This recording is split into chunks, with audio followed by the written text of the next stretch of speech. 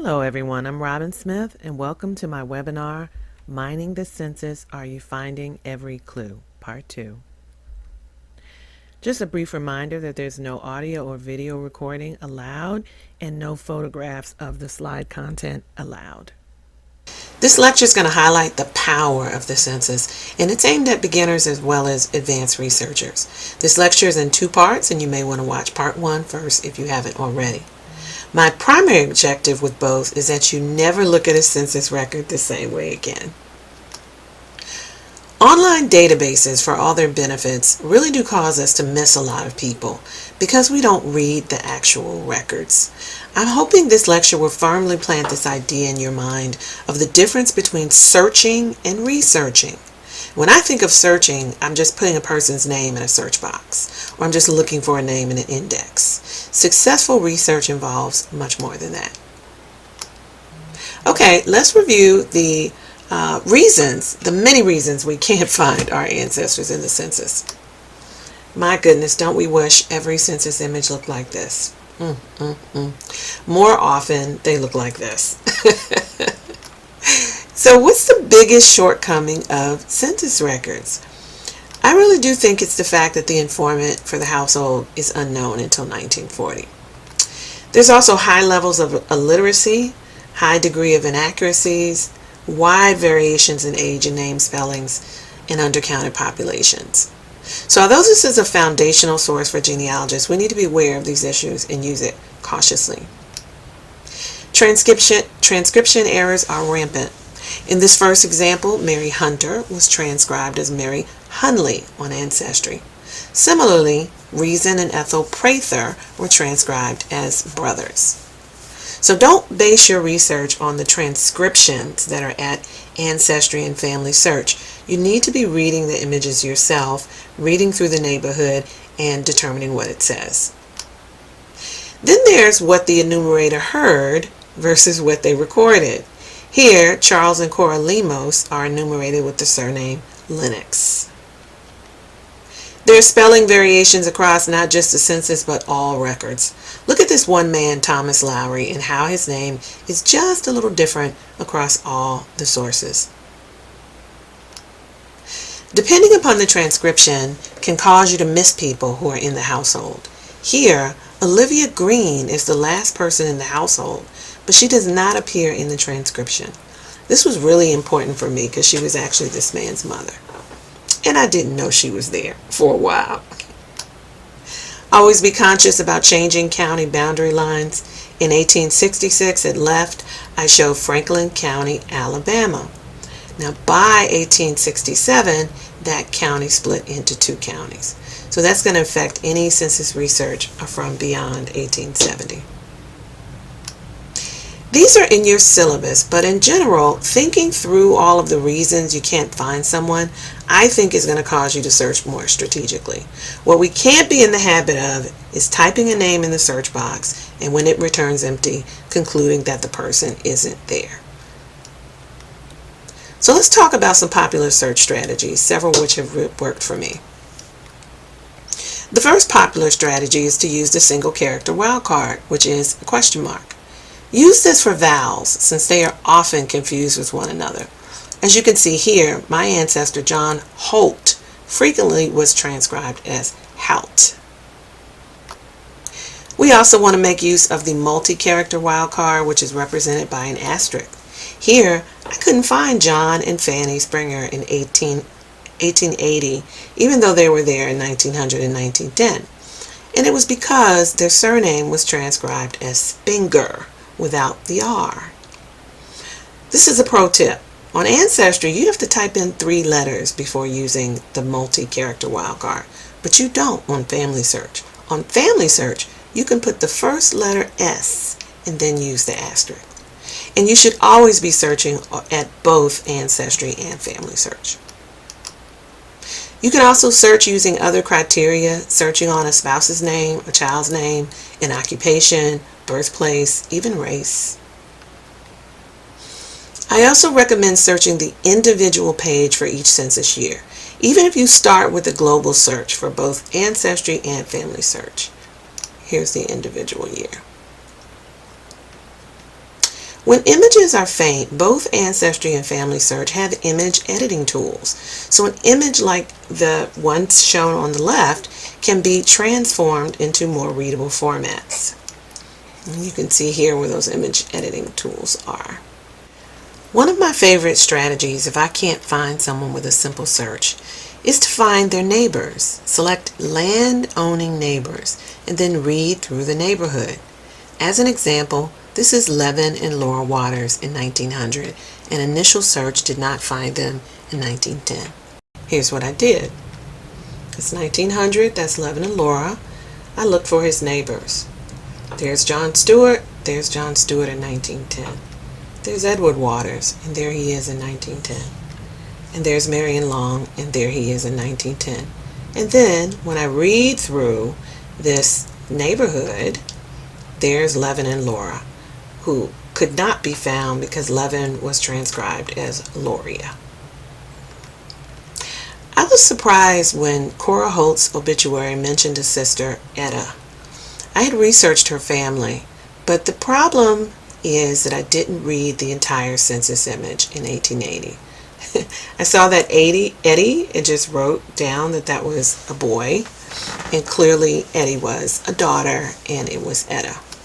So another example of how we have to read the entire image. I create a search template to keep track of every search strategy that I use to find someone, and this may be useful for you as well. I spend about an hour trying to find someone who doesn't appear in a simple search. Bottom line, spend more time searching.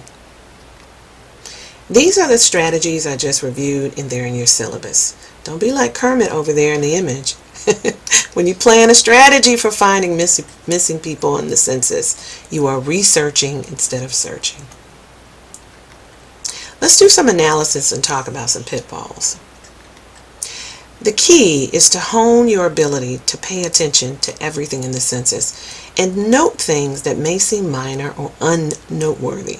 Don't settle for surface information. Find the crumbs that will add to reconstructing your family. There are clues everywhere, little threads just waiting to be pulled that many of us just plain miss. These are the key questions to ask yourself. Have I thoroughly researched every generation, including all known siblings, before jumping back to the next generation? Have I researched all sources that might answer my question, or just all that I could find online? Have I researched in other sources to fill in that 10-year gap between censuses? Do I even know what sources exist for this time and place? These kind of questions point us in the direction of researching. Always utilize the census enumerator instructions, which are available online. It's really interesting. I did not know that keeping house and housekeeping meant two different things. So those little tiny details matter. Maps are critical for all of our research. Most of the ones we need are not on Ancestry. So you'll be using repositories such as state archives, Library of Congress, and historical societies. For censuses, we might also want to find ED maps, such as this one for 1930 Sevier County, Tennessee. I have a link in your handout to find ED maps on Family Search. Now, we don't know if any census information is accurate until we correlate the information we find with other sources. So if a census suggests land ownership, we're going to go find those deed and tax records. If a census indicates marriage, particularly second or third marriages, we're going to try to find those marriage and divorce records. And if someone is widowed, we're going to look for those death and probate records. Correlation is so important. Be sure to account for all the spouses. For marital status, M2 means married more than once. It could be a third or fourth marriage. And beware of the small differences between the marriage questions in 1900, 1910, and 1930. They're just a little different. You can miss a marriage if you aren't paying attention. This is a good example of why we need to correlate with other sources. I don't know who said this couple was married for 17 years, but they weren't. She was a second wife, and they had been married only about 5 years. Similarly, account for all the children, which is harder than you think. Above, my ancestor Mary Holt in 1900 said she birthed 8 children and 8 were living. 8 children are never in her collective census households. That's because her firstborn son Troy was enumerated in a different household as a boarder. I call these people outliers, those who are never recorded in their family's household. I'm sure you've heard of the term, the name's the same. This is an easy trap to step into in the census. In this example, there are 2 women named Ida Prather in 1880, and they're just a few years apart in age, and they lived in the same neighborhood. It would be very easy to confuse these 2 women. They also married 2 brothers, so even after they married, they had the same name. So be aware of the need to prove identity. Identity is always much more than a name.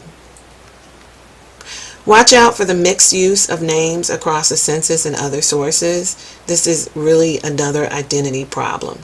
In 1870, my ancestors called Leona Maccabee.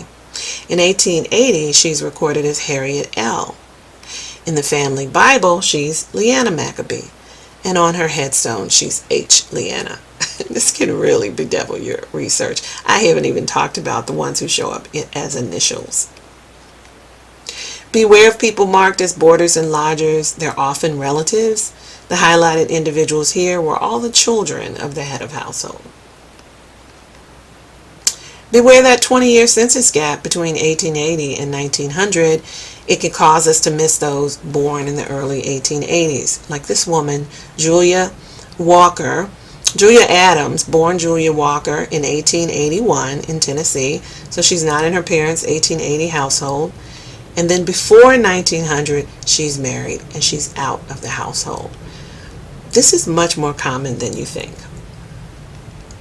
In the past, as it's done today, widowed parents often go to live with one of their children. This is another reason we search all the siblings of our ancestors. Here we see Lula Suggs of Tennessee in 1920, and by 1940, after she was widowed, she was living with her son Edgar in St. Louis. And grandparents, just like today, are often raising their grandkids for a variety of reasons. I want to caution you on the columns regarding color or race. Since race is socially constructed and not biologically real, its definition is constantly changing, as you can see from these various descriptions from the census instructions. The enumerator did not ask the person their race or color. They just made their own assessment based upon how the person looked. The birthplaces can be a clue that ties entire families together. They give us migration clues. Don't overlook birthplace. I just love here that Thomas Lacey's father was born in Africa. Enumerators made all sorts of interesting notations, as shown in 1870 when the enumerator noted that Henry was farming for his old mistress. Talk about a clue. And one of my all-time favorites, this notation in 1910 Ohio from Madison Hemings, when the enumerator wrote, "This man is the son of Thomas Jefferson."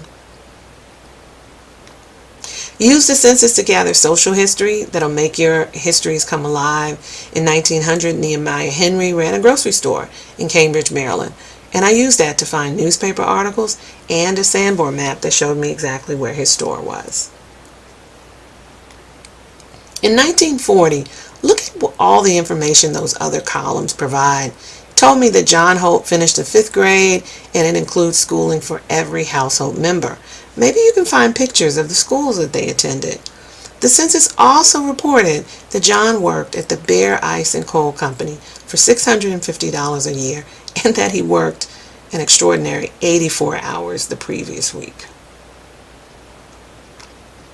Later censuses in 1910 and 1930 also alert us to military service in prior wars. Expert tip: make note of everyone in the local community who served. They may have known your ancestors and may appear in his fan club. Pay attention to those dwelling and family numbers. Noticing that this family was living under the same roof led me to uncovering an unknown sibling.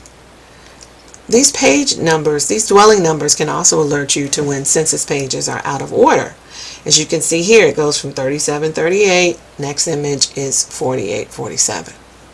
So this happens more frequently than you think, so make sure you're paying attention to those numbers. Beware of the assumptions that you bring to the research, such as the parents were married, the wife is the mother of all the kids, that all the children or spouses are represented, and that the racial designation is accurate. Assumptions give us blind spots, and they can create a brick wall where there is none. In this example, my ancestor Lucy had 5 children with her husband Samuel, but the census indicated that she had birthed 6. I found that 6th child listed in the court records and being apprenticed out. She had that 6th child before she married Samuel. Keeping these ideas in mind can lead to more clues to follow. It can help us accurately reconstruct the family, and it can alert us to when information on any one census is simply wrong. All of these analysis tips and more are in your syllabus. In closing, I hope you took away a few things you didn't know or didn't remember about the censuses. Also, a comprehensive view of census problems. I hope you took away multiple search strategies and how we need to grow our research skills in mining for all the details in each census, analyzing and correlating the information we find, and that census records cannot be used alone to accurately reconstruct families. I thank you for the opportunity to teach here today. You can provide feedback for this session by searching this title right from your mobile app. I'd love to hear from you at the email provided here, and if you like the content, come visit me at Reclaiming Kent. There are hundreds of teaching posts related to overall genealogical skill building and the special challenges of slave research. Thank you.